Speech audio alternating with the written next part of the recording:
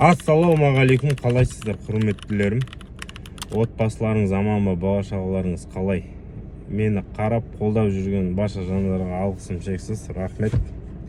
Менде кішігірім выгорание болып жүр. Айып етпейсіздер, блогты да толқын жүргізе алмай жүрмін.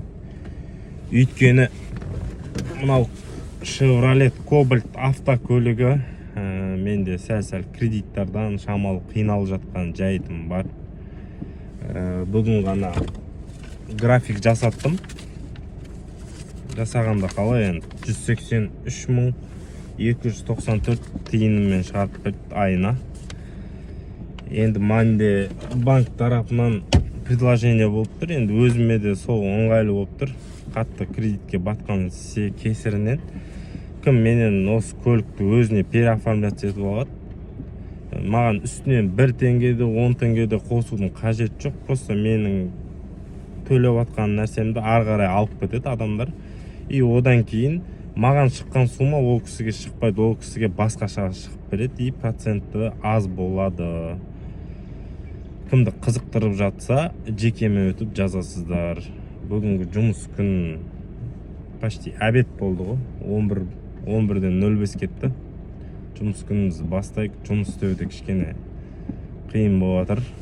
Қиын болғанда маған қиын болып жатыр, қиын түгі жоқ. Выгоранияда жүрмін. Кеттік, блогымызды бастайық. Ал құрметтілерім, бүгін обедте бастадым сменімді. Сосын айта кететін жайт, көбісі маған айтады: "Ой, неткен сабырлысың, күштісің." Шын мәнісінде бәрімізде мінезіміз бар. Ондай сабырлы емеспін негізі. Бізде де мінез бар, мінезім шатақ. Жылдар алып келеді, жылдар өзі тәрбиелейді. Барынша өзім ұстауға тырысам. Кейбір түсінбейтін адамдарға бізде мінезіміз көрсетеміз енді.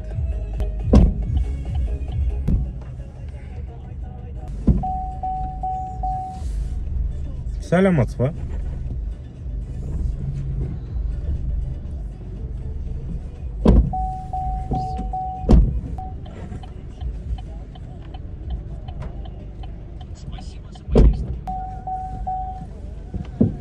Уағалейкум ассалам.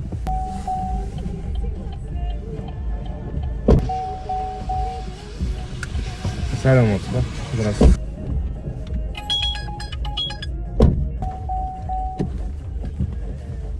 Сәлематсыз ба? Аға.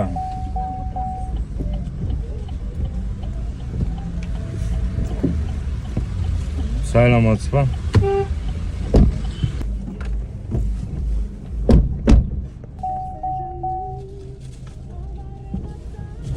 Сәлематсыз ба?